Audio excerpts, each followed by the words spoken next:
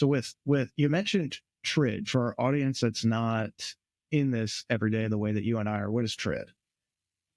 So what TRID did was there was a handful of things that ended up changing. One of the biggest that changed, and what I was referring to was the way a loan officer could be compensated on a file.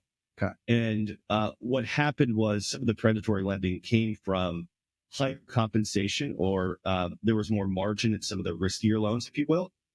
And the government changed that, changed the ways that a loan officer or a lender has to disclose.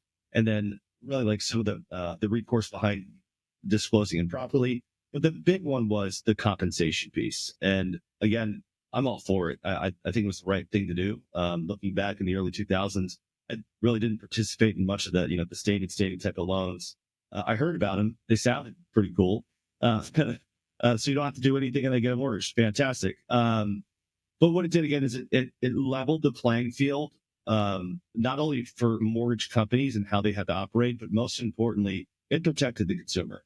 And there just wasn't protection to consumer prior to. So good protection for the consumer that they can't be sold an unwavering loan